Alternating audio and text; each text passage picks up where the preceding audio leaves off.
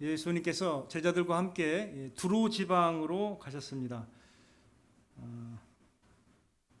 이제 그 지방에 가셨는데 더러운 귀신 들린 어린 딸을 가지고 있던 한 여자가 예수의 소문을 듣고 예수님께 와서 그 발 아래 엎드려서 자기 딸에게서 귀신을 내쫓아 달라고 간구하는 그런 사건입니다.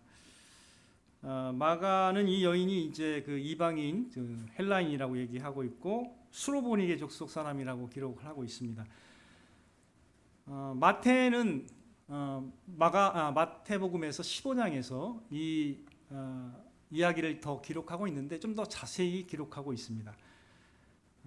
처음에 이제 여기에서는 바로 이제 그냥 간략하게 줄여서 예수께 와서 그 발 아래에 엎드리며 간구했다라고 얘기하고 있지만 이제 마태복음 15장에서는 더 자세히 나오는데요. 예수님의 주목을 끌려고 소리를 질렀습니다. 어떻게 질렀냐면 주 다윗의 자손이여 나를 불쌍히 여기소서. 예수님을 정확히 알고 있었어요. 주 다윗의 자손이라는 구약에 나타난 용어를 사용해서 예수님을 그렇게 불렀습니다. 주 다윗의 자손이라고. 그래서 나를 불쌍히 여기소서 내 딸이 흉악하게 귀신 들렸나이다 라고 크게 소리를 외쳤습니다. 그랬는데 이제 거기에는 이런 말씀이 있어요. 마태복음에서는 예수님께서 한 말씀도 대답하시지 아니하시니라는 그 구절이 있습니다. 대꾸를 안 하셨어요. 그러니까 여기서 이미 1차적으로 거절을 한번 당하셨어요. 근데 하도 소리를 외치니까 옆에 있던 제자들이 이런 말씀을 드립니다. 보다 못해 이제 예수님께 이렇게 말해요. 그 여자가 우리 뒤에서 소리를 지르오니 그를 보내소서. 빨리 요구하는 거 들어주시고 그냥 집에 보내십시오라고 이렇게 워낙 크게 소리 질렀겠죠.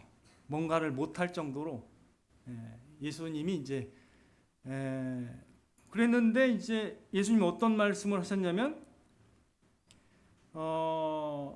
이런 말씀을 하셔요. 나는 이스라엘의 집에 잃어버린 양 외에는 다른 데로 보내심을 받지 아니하였느니라 라고 말씀하십니다.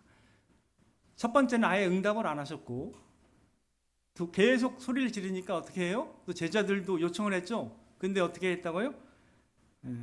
나는 이스라엘 집에 잃어버린 양 외에는 다른 데로 보내심을 받지 아니하였다라고 그렇게 말씀을 하시면서 제자들과 그 여인이 들을 수 있도록 그렇게 두 번째 거절을 하셨습니다. 그랬더니 마태복음은 이걸 좀 더 자세하게 기록하고 있기 때문에 여자가 이 말씀 듣고 이제 와서 예수께 절하며 이르되 주여 저를 도우소서 이렇게 다시 또 얘기를 한 겁니다. 만일에 제가 그 여인이었다면 이렇게 생각했을 것 같아요. 예수님이 생각보다 호의적이지 않으시다. 대꾸도 안 하시고 그리고 와서 절하면서 이렇게 했는데 뭐 그런 말씀을 하시니까 좀 이렇게 저는 약간 이 분위기가 이런 걸 보면 저는 이제 약간 물러섰을 것 같아요. 상황 판단을 또 이렇게 막 더디게 하는 사람은 아니라서 상황에 보통 잘 순응하는 편이에요. 제가 믿음이 좀 없습니다. 그냥 그 상황이 있으면 상황을 받아들여요. 좀 계산적이죠.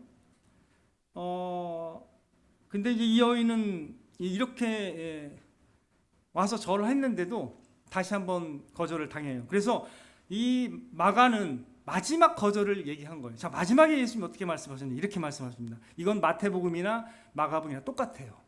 자, 마가복음은 마지막 거절만 딱 얘기하는 거고 마태복음은 세 번째 말이 뭐냐면 똑같아요. 여기랑 거의 똑같습니다.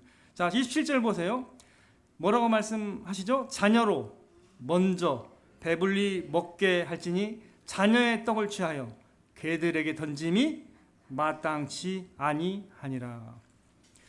예수님은 강력한 비유로 말씀하셨습니다. 자녀가 있고 개가 있다 이렇게 얘기합니다. 자녀는 누구를 의미하는 거예요? 이스라엘 백성들을 의미하는 거고 개는 뭐예요? 이방인들을 향해서 하는 말입니다.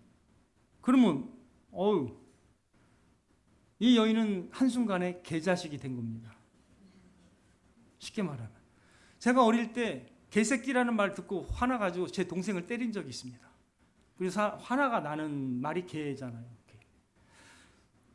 이건 뭐 엄청나게 무시하는 거잖아요. 근데 예수님이 그렇게 말씀하셨어요. 거절을 해도 이번 거절은 어떤 것 같아요? 이전 거절보다 엄청 셉니다. 가장 강력한. 그래서 마가는 가장 강력한 거절만 딱 기록한 거예요. 근데 마태는 섬세하게 더 잘 기록을 해놨습니다. 이 말에 이 여인은 어떻게 대답했을까요? 한번 28절을 보겠습니다. 여자가 대답하여 이르되 뭐라고 하고 있죠? 주여 올소이다마는 그거 인정했습니다. 개를 길러본 사람은 알거든요. 이 예수님이 하신 말씀이 틀린 말은 아니거든요. 네, 틀린 말씀은 아니시거든요. 개를 키워보면 알잖아요. 자녀에게 줄 걸 개한테 주지는 않거든요. 그죠? 그러나 여기에서 또 하나를 여기 얘기합니다. 상 아래 개들도 어떻게 해요? 아이들이 먹던 부스러기를 먹나이다. 놀라운 말을 하죠. 이 순간에 거절하시는 그 말씀을 듣는 순간에 어떻게 이러한 말을 할 수 있었는지는 저는 잘 모르겠어요. 되게 순발력도 뛰어나지만 이분이 하여간 믿음이 좋았겠죠. 믿음이 좋았으니까 그런 걸 생각했겠죠. 평소에 대단한 그 믿음으로 반응을 했습니다. 그랬더니 29절에 뭐라고 말씀하시죠? 예수님이 이게 되게 중요해요. 예수께서 이르시되 뭐라고 말씀하세요? 이 말을 하였으니 돌아가라. 아주 여기는 함축적입니다. 마가복음의 특성은 이렇게 많이 길게 안 나눠요. 함축적으로 딱 얘기해요. 이 말을 하였으니 돌아가라. 그러면 주님이 마음에 두고 있는 말은 지금 어떤 말이에요? 이 여인이 주님께 말씀드린 말이 여기는 몇 개 없어요. 처음에 주여 내 귀신 내쫓아 달라고 간구한 거 하고 그 다음에 하는 말이 뭐예요? 28절이잖아요. 주여 올소이다마는 상 아래 개들도 아이들이 먹던 부스러기를 먹나이다. 주님이 의미했던 이 말은 어떤 말일까요? 바로 여기 앞절에 있는 28절 말씀이겠죠. 그죠? 네, 이 말씀을 예수님은 기억하고 이 말을 하였으니 돌아가라 이렇게 말씀합니다. 귀신이 내 딸에게서 나갔느니라 하시매. 주님께서 이제 이렇게 말씀하셨습니다. 자, 그렇다면 마태는 어떻게 기록했을까요? 여기서는 이 말을 하였으니 이렇게 했지만 마태는 예수님이 직접 칭찬하십니다. 내 믿음이 크도다 이렇게 말씀하십니다.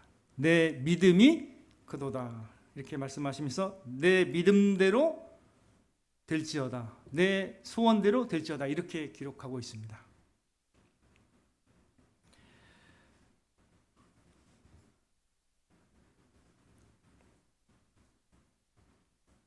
주님께서 그렇다면 왜 이렇게 이 여인을 매몰차게 몰아붙이면서 왜 이렇게 거절을 하셨을까요? 이런 의도를 우리가 여기서는 정리할 수 있겠죠. 뭐가 드러나게 하기 위해서?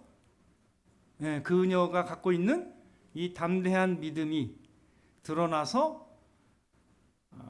주님의 권능을 경험하게 된 것을 저와 여러분이 배우게 하기를 원하시기 때문에 이렇게 저는 기록했다라고 믿습니다. 이 가나안 여인이, 이 이방 여인이 주님께 간절한 믿음으로 간구했을 때 그 간구로 바로 즉시 응답을 받은 이 사건을 여기서는 성경에서 2번이나 등장하고 있습니다. 본래 이 여인과 같이 저와 여러분도 이러한 주님의 은혜를 받기에는 역부족인 사람들이었습니다. 왜 그래요? 우리가 주님께 나가기가 어려운 죄인이기 때문에 우리가 하나님의 은혜를 받을 자격이 없습니다. 그럼에도 불구하고 우리는 어떻게 해요?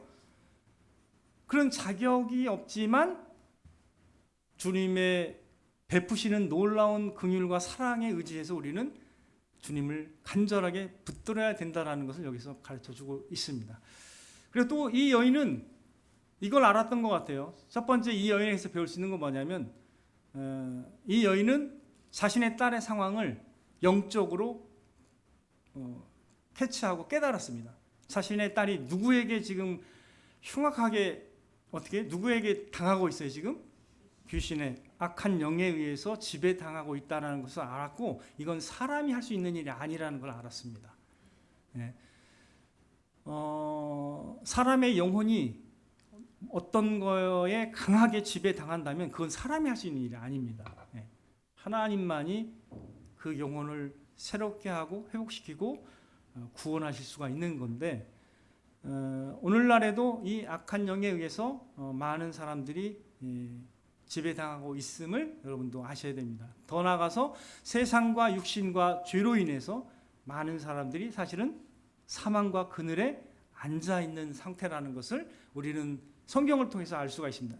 그렇기 때문에 인간의 힘으로 스스로 구원할 수 없다라는 것을 여기서도 말씀하고 있는 거예요. 예, 이 가나안 여인은, 이 수로보닉의 이 여인은 자기 딸을 어떻게 할 수가 없습니다. 그거 알고 있었어요. 그래서 예수님이 자신의 지방에 왔다는 걸 알았기 때문에 어떻게 했어요? 절박한 심정으로 예수님께 나간 겁니다. 그래서 다른 사람의 시선을 이렇게 의식하지 않았어요.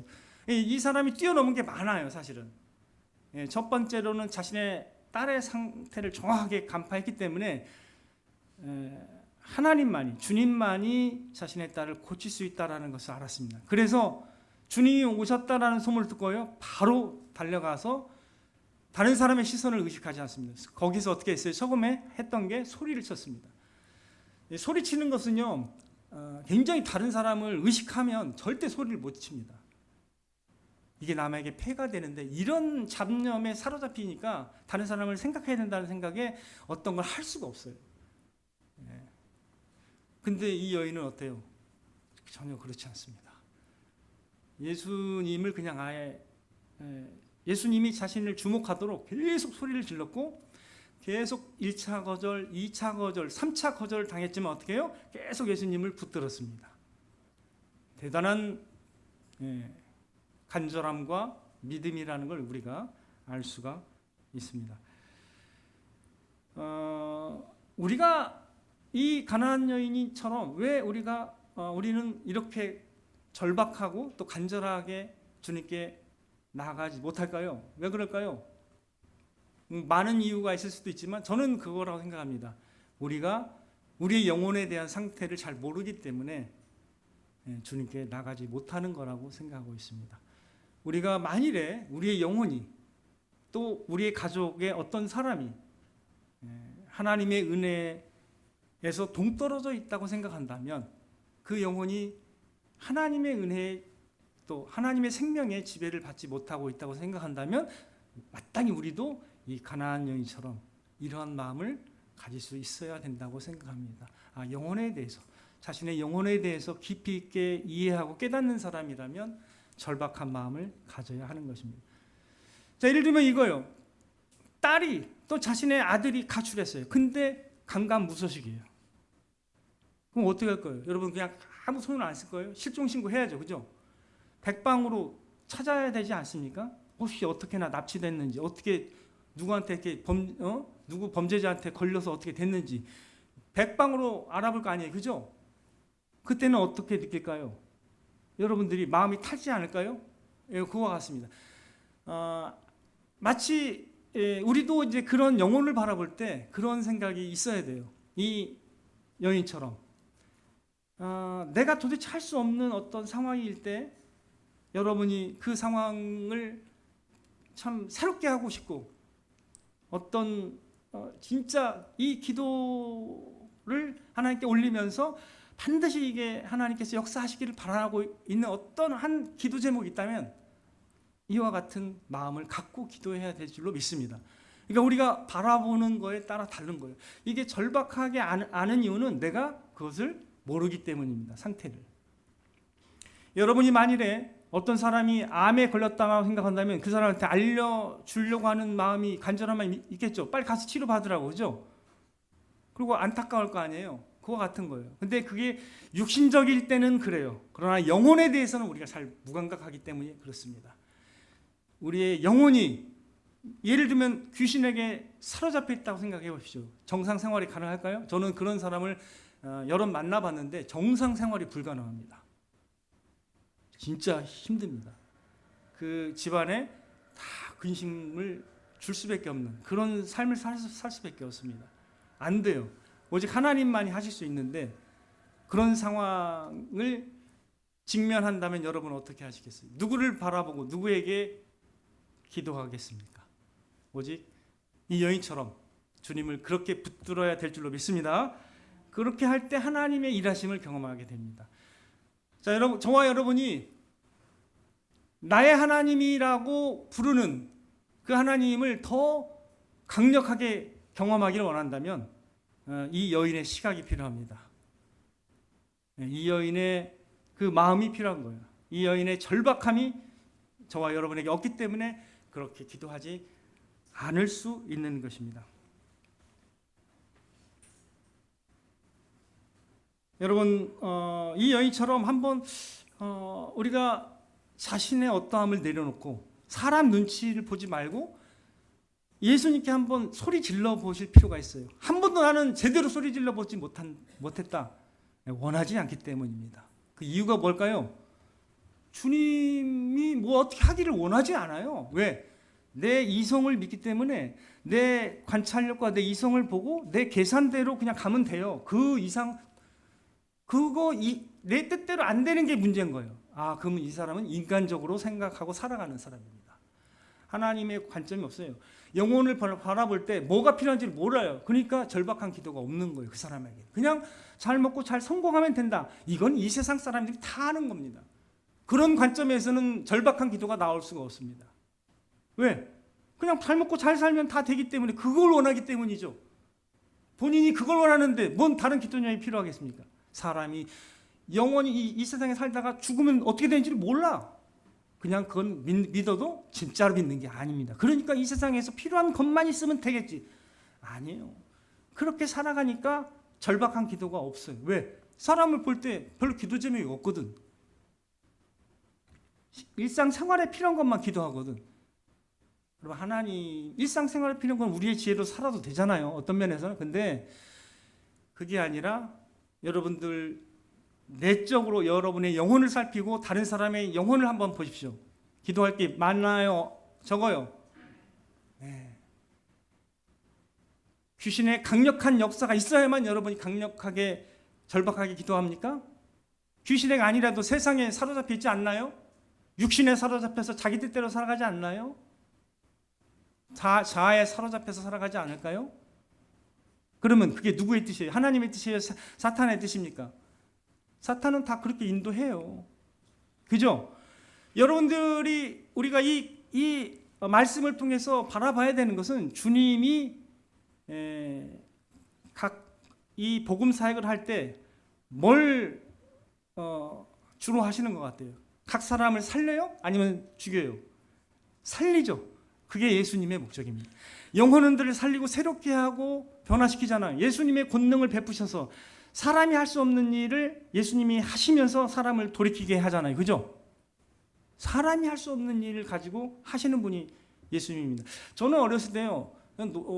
제가 죽을 뻔한 여러 위기가 있었는데 제가 초등학교 2학년 때 숨이 안 쉬어져 가지고 그냥 저녁에 누웠어요. 진짜 죽을 것 같더라고요. 근데 그 이후로 2주를 못 가고 아무것도 못해요. 돈이 없어서 병원도 못 가고 그냥 그렇게 살았어요. 근데 제가 나중에 우리 어머님이 그러시는데 얘가 숨이 멎었대요. 제가 최근에 들었어요.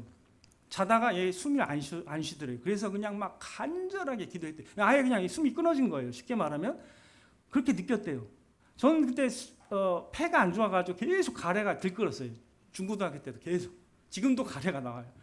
근데 얘가 끊어졌다는 거예요. 얘가 간절하게 기도했는데 얘가 살아났다는 거예요. 근데 그걸 저한테 최근에 한 몇 달 전에 얘기하시더라고요. 저는 최근에 들었어요. 제가 기어다닐 때 집 나가서 하루를 안 나왔대요. 그러니까 하루 동안 못 찾았대요. 2번이나 그랬대요. 제가 좀 별종이었나 봐요. 어디 기어다니는 애가 그냥 나갔다는 거예요. 집을. 그러니까 좀 속을 많이 썩였던 것 같아요. 그런 별종이었는데 중간에 기억나는 건 하여간 제가 죽을 수도 있었다는 걸 어릴 때 전 깨달았어요. 숨을 저도 안 쉬어져가지고 그냥 누워버렸어요. 근데 그 이후로 2주가 생각이 안 나요. 2주가 생각도 안 나고 2주를 결석을 했어요. 아예. 제가 우리 어머님은 그게 하나님이 살려주셨다고 생각합니다. 저는 잘 몰라요.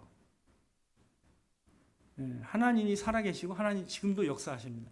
제가 아는 어떤 사람은 말기 암 사기했는데 완전 치료됐습니다. 병원에서 고친 게 아니고요. 하나님이. 그런 분이 계십니다. 하나님이 지금도 살아계심을 여러분 믿습니까? 역사하십니다. 사람이 할 수 없는 걸 가지고 여러분이 만약에 여러분이 어떻게 사람이 할 수 없는 건데 어떻게 하겠어요? 그럼 누구를 의지해야 됩니까? 하나님 바라보고 하나님께 간구하십시오. 하나님께 간구하면 하나님의 하나님 되심을 여러분이 경험하게 하실 것입니다. 믿음이 없이는 기쁘시게 못하나니, 그죠? 할 수 있거든이 무슨 말이냐? 믿는 자에게는 능치 못할 일이 없다라고 하나님께서는 말씀해 주십니다. 믿고 구하는 것은 다 받을 것이라고 주님이 말씀하셨습니다. 하나님이 어떤 걸 기뻐하시는 것 같아요? 주님이 뭘 기뻐하시는 것 같아요? 하나님을 믿고 의지하는 것을 하나님은 기뻐하십니다. 저와 여러분도 마찬가지입니다. 하나님이 저와 여러분의 진정한 하나님이시라면, 하나님이 저와 여러분의 진정한 주님이시라면 주님을 의뢰하고 간구하시기 바라겠습니다. 전적으로 주님을 신뢰하고 간절하게 주님께 나아갈 때 때를 쓰십시오. 주님이 이렇게 말씀하지 않으셨습니까? 저는 주님이 이런 분이라고 믿습니다. 주십시오. 이렇게 간구하길 바라겠습니다. 하나님이 나의 하나님이시지 않습니까? 이렇게 때를 쓰고 막 해야 돼요. 그래야 하나님이 여러분에게 주목하고 여러분의 믿음을 기뻐하시면서 이렇게 주님처럼 내 믿음이 크도다라고 말씀하시며 여러분의 믿음을 기뻐해 주실 것입니다. 그런 믿음으로 여러분이 복음의 충만함을 더 경험하시길 바라겠습니다. 여러분이 어떤 기도 제목을 가지고 있습니까? 한번 생각해 보십시오. 여러분의 삶 가운데서 평안하십니까? 평안하면 좋습니다.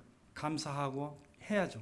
그러나 겉으로는 아무 문제가 없는 것 같지만 여러분 우리가 잘 한번 깊이 있게 기도하면서 하나님 앞에 돌아보면 여러분 가족에 또 여러분에게 기도 제목이 많이 더 생길 겁니다. 특별히 어떤 것 인간의 어떤 지혜나 능력으로 되지 않는 어떤 것이 바로 생각날 겁니다. 하나님께 간절히 기도해야 될 줄로 믿습니다. 왜 우리가 주님의 응답을 못 누리는가? 왜 그럴까요? 야고보서 4장 2절 3절처럼 너희가 얻지 못함은 구하지 아니하기 때문이요. 얻지 못하는 이유는 왜 하나님의 응답을 못 받는가? 나는 내가 믿음으로 하나님께 실제로 간구하지 않기 때문이다. 주님을 불러본 적도 없어요. 제대로 불러본 적이 없기 때문입니다. 근데 또 구하여도 받지 못하는 경우도 있습니다. 왜 그래요? 구하여도 받지 못함은 정욕으로 쓰려고 잘못 구하기 때문이다. 이렇게 말씀해 주십니다. 그러니까 내 욕심에 의해서 막 구하는 것은 하나님이 기뻐하지 않으세요. 그게 아니라 하나님의 뜻대로 내 영혼이 회복되고 내가 생명의 은혜로서 나아가고 내가 복음의 그 놀라운 능력을 경험하기를 원하는 그 방향으로 기도해야 돼요. 내가 영혼이 살고 바르게 되고 하나님을 영화롭게 하는 그 기도 제목을 방향으로 하나님의 뜻대로 간구할 때 하나님이 역사하시고 들어주시는 것입니다. 그를 향하여 우리가 가진 바 담대함이 이것이니 그의 뜻대로 무엇을 구하면 들으심이라. 우리가 무엇이든지 구하는 바를 들으시는 줄 알은즉 우리가 그에게 구한 그것을 얻은 줄을 또한 아느니라. 하나님의 뜻대로 기도하기를 우리에게 말씀해 주고 계시는 것입니다. 그의 뜻대로 기도할 때 우리는 담대함을 얻을 수 있는 거예요. 왜? 그분의 뜻이니까. 그분의 뜻이라고 확신하면 그냥 담대하게 구해야 됩니다. 계속 하나님 살려주세요. 하나님 이 영혼을 주님께 오게 해주세요. 이렇게 기도하십시오. 하나님 제가 하나님의 함께 하심을 더 느끼기 원합니다. 하나님 이 일에 응답해 주세요라면서 강력하게 한번 기도해 보시기 바라겠습니다.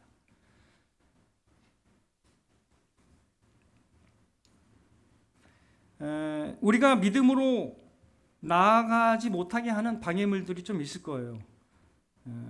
저처럼 약간은 인간의 이성에 민감하고 상황 판단을 잘하는 사람들, 눈치를 잘 보는 사람들, 저 같은 사람들은 약간 믿음을 가지려면 이걸 뛰어넘어야 돼요. 사람 눈치 보지 말아야 되고 사람의 기준과 또 제 이성과 제 계산을 믿지 말아야 돼요. 저 같은 사람은 이제 이게 쉽지 않아요. 사람을 이렇게 좀 많이 접해본 사람들은 이게 있어요. 자기 경험을 의지하는 이런 잘못된 습성이 있습니다. 믿음보다는 자기 계산과 자기 이성으로 살아가는 거예요. 잘못하면 저 같은 사람은. 그래서 믿음으로 구하지 못할 수도 있습니다. 그래서 저도 그냥 계산하는 거예요. 계산하는 사람으로 살아가는 거예요. 그러면 그게 믿음일까요? 내가 계산해서 보는 거예요. 이렇게. 그러면 그게 믿음으로 사는 거예요? 아니죠. 자기 이성으로 살아가는 거예요. 자기 이성과 경험으로. 보통 그래요. 보통 대부분 그래요. 근데 믿음의 사람은, 하나님의 사람은 어떻게 살아갈까요? 이렇게만 살아가면 믿음의 강구는 없어요. 왜? 다 계산하는 것만, 될 것 같은 것만 그냥 바라기 때문이죠. 그럼 하나님이 역사할 필요가 없어요. 왜? 그거는 기도하고 난 다음에 내가 이렇게 준비해서 됐다라고 생각하면 되는 문제이기 때문에 별로 하나님이 개입 안 해도 되는 거예요. 그러나 이 여인은 어때요? 하나님만이 할 수 있는 일이기 때문에 그렇게 절박하게 나가는 거거든요. 저와 여러분에게도 이런 습성이 있을 수도 있습니다. 그냥 계산하고 내 눈으로 보면서 될 것 같으니까 이렇게 그것만 이제 기도하는, 그게 아니라 불가능하게 보이는 그걸 붙잡고 하나님께 간구하시기 바라겠습니다. 하나님이 역사하시도록 하나님의 하나님 되심을 제가 경험하게 해달라고, 하나님 살아계심을 제가 직접 더 강력하게 경험하게 해달라고, 하나님 사람을 살리고 인도하는 거 한번 하나님이 하십시오라고 하나님께 간구하면서 사람들이 변화되는 걸 보고 사람이 못 고치는 병을 하나님이 고쳐 주십시오라고 한번 강력하게 기도하면서 한번 하나님께 한번 도전해 보시든가, 이런 믿음의 기도를 여러분 한번 해보시기를 바라겠습니다. 구하라 그리하면 너에게 주실 것이요, 찾으라 그리하면 찾아낼 것이요, 문을 두드리라 그리하면 너에게 열릴 것이니 구하는 이마다 얻을 것이요 찾는 이가 찾아낼 것이요 두드리는 이에게 열릴 것이니라. 너희 중에 누가 아들이 떡을 달라 하는데 돌을 주며 생선을 달라 하는데 뱀을 줄 사람이 있겠느냐? 너희가 악한 자라도 좋은 것으로 자식에게 줄 알거든 하물며 하늘에 계신 너희 아버지께서 구하는 자에게 좋은 것으로 주시지 않겠느냐, 이렇게 말씀하십니다. 하물며 하나님. 그래서 우리 인간의 그 아버지의 마음을 우리에게 각인시키면서 하물며 하나님은 이 세상에 있는 악한 아버지보다 훨씬 더 좋으신 하나님 아니냐, 이런 말씀입니다. 그러면 우리가 간구하는 자에게 좋은 것으로 주시지 않겠냐는 거죠. 솔직히 제가 여기서 좀 민망하긴 하지만 제가 어떤 것을 헌신하고 간구했을 때 하나님이 그걸 응답해 주시더라고요. 진짜로.